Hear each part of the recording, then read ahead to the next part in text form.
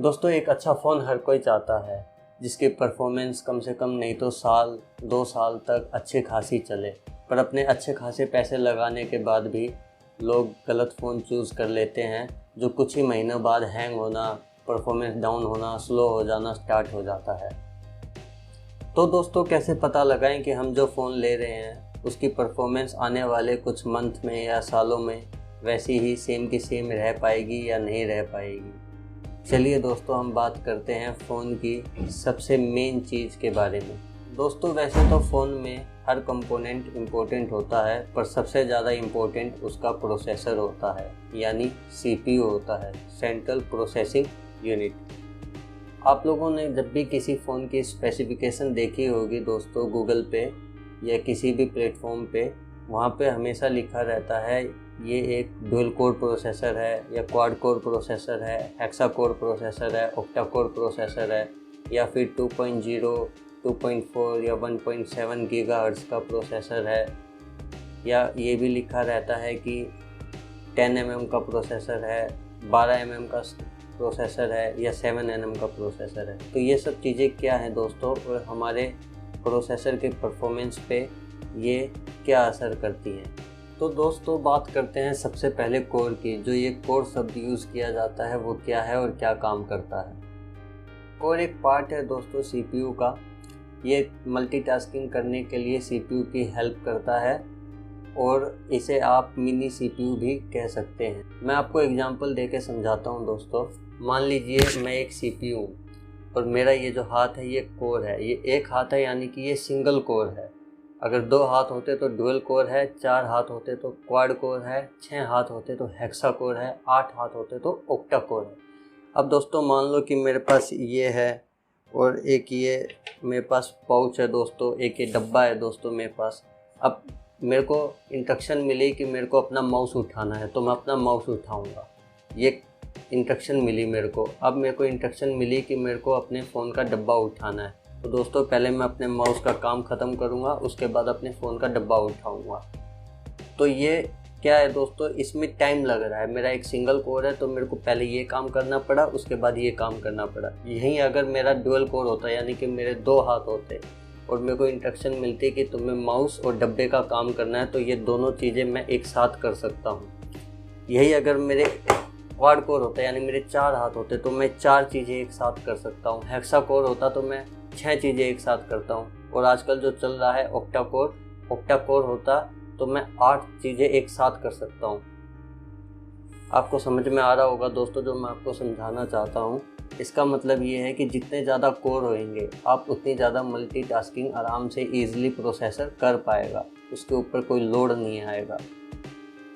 अब बात करते हैं नैनोमीटर की। दोस्तों आपने स्पेसिफिकेशन में देखा ही होगा 10 nm 12 nm जो लिखा रहता है, उसमें जो nm वर्ड है वो चीज़ क्या है और क्या काम करती है।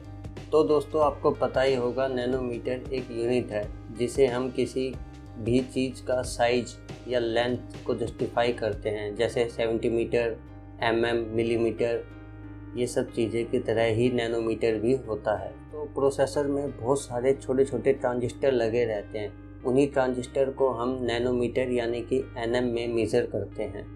ये साइज़ में इतने छोटे कंपोनेंट होते हैं दोस्तों कि आप अपनी नेकेड आई से इन्हें देख भी नहीं सकते। ये एक माइक्रोस्कोपिक कंपोनेंट होते हैं दोस्तों। आप इस तरह समझो कि 1 mm यानी कि 1 मिलीमीटर में 1 मिलियन नैनोमीटर हो। मैं आपको एग्जांपल देके समझाता हूँ दोस्तों। मान लीजिए ये एक हमारा प्रोसेसर है जो कि 12 nm टेक्नोलॉजी पर बेस है। इसके अंदर ये हमारे ट्रांजिस्टर लगे हुए हैं। तो दोस्तों इनका साइज़ जितना ज़्यादा होगा ये उतने ही कम लगे होंगे, उतनी ही दूरी पे लगे होंगे, जिससे हमारा डाटा एक ट्रांजिस्टर से दूसरे ट्रांजिस्टर में स्लो फ्लो होएगा। अगर डाटा स्लो फ्लो होएगा तो ये ज़्यादा पावर कंज्यूम करेगा, ज़्यादा हीट होएगा, आपकी बैटरी भी ज़्यादा यूज़ करेगा और एक आपको अच्छी परफॉर्मेंस भी निकाल कर नहीं देगा। यहीं अगर दोस्तों हमारे पास 12 nm ना होके 10 nm का प्रोसेसर होता तो उतने ही ज़्यादा हमारे प्रोसेसर में ये ट्रांजिस्टर लगे होते, उतने ही पास लगे होंगे, जिससे हमारा डाटा ईजिली एक ट्रांजिस्टर से दूसरे ट्रांजिस्टर में फ्लो होगा, जिससे हमारा प्रोसेसर कम पावर कंज्यूम करेगा, कम हीट होएगा, कम बैटरी यूज़ करेगा और एक आपको अच्छी परफॉर्मेंस भी निकाल कर देगा। अब आते हैं दोस्तों गीगाहर्ट्ज़ पे। आपने देखा होगा प्रोसेसर के डिस्क्रिप्शन में लिखा रहता है कि ये 2.0 गीगाहर्ट्ज़ का है, 1.7 गीगाहर्ट्ज़ का है या 2.4 गीगाहर्ट्ज़ का है। तो ये क्या है और क्या काम करता है? ये जो नंबर है दोस्तों, ये बताते हैं कि हमारे प्रोसेसर की क्लॉक स्पीड कितनी है।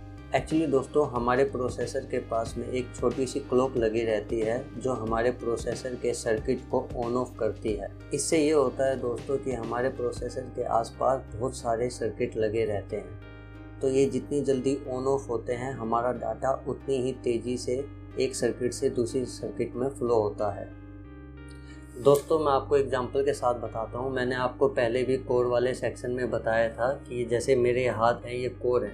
अब दोस्तों, जैसे मेरे पास ये काम है, अब दोस्तों मेरे को जैसे इंस्ट्रक्शन मिलती है कि मेरे को माउस से काम लेना है, बॉक्स से काम लेना है, इससे काम लेना है, तो जितनी जल्दी वो डाटा फ्लो होएगा मैं उतनी जल्दी ये काम कर पाऊँगा। यही मतलब होता है दोस्तों क्लॉक स्पीड का, कि डाटा जितनी जल्दी फ्लो होएगा सीपीयू के अंदर, सीपीयू उतनी जल्दी काम कर पाएगा, उतनी फ्लोली ईजिली उसके अंदर डाटा फ्लो होएगा, हीट कम होएगी, प्रोसेसर हैंग कम होएगा और आपके काम ईजिली हो जाएंगे। अब ये 3 चीज़ें दोस्तों मैंने आपको समझा दी है। जो चौथी चीज़ है वो सबसे ज़्यादा मेन है, क्योंकि उसी चीज़ पे ये तीनों चीज़ें डिपेंड करती हैं। एक्चुअली दोस्तों ज़रूरी नहीं है कि आपकी क्लॉक स्पीड ज़्यादा है तो आपका प्रोसेसर अच्छी स्पीड देगा या अच्छी परफॉर्मेंस देगा, या आपके कोर ज़्यादा हैं तो वो अच्छा परफॉर्मेंस देगा। इससे कम कोर वाले भी आपको अच्छी परफॉर्मेंस दे सकते हैं, कम क्लॉक स्पीड वाले भी अच्छी परफॉर्मेंस दे सकते हैं। तो ये सब चीज़ें डिपेंड करती हैं उसके डिज़ाइन पर, उसका डिज़ाइन लेटेस्ट है कि नहीं है। ये जो डिज़ाइन और आर्किटेक्ट है दोस्तों, ये एक आर्म कंपनी है वो बनाती है। तो दोस्तों इसका पता करने का सिंपल सा फंडा है, आप गूगल पे भी जाके देख सकते हो, कोई उसमें वो नहीं है। हर प्रोसेसर में लिखा रहता है आर्म कोर्टेक्स A51 या A52, A53। तो जो नंबर जितना नया होगा यानी जितना बड़ा होगा वो उतना ही लेटेस्ट होगा, और जितना लेटेस्ट होगा वो उतनी ही बढ़िया टेक्नोलॉजी के साथ आया होगा, उतना ही अपडेट होकर आया होगा, तो उतनी ही बढ़िया आपको परफॉर्मेंस उसमें देखने को मिलेगी। तो उम्मीद करता हूँ दोस्तों आपको मेरी वीडियो पसंद आई होगी। अब आप जब भी अपना फ़ोन लोगे तो आप पता लगा पाओगे कि वो आपकी परफॉर्मेंस मेंटेन रख पाएगा या नहीं रख पाएगा।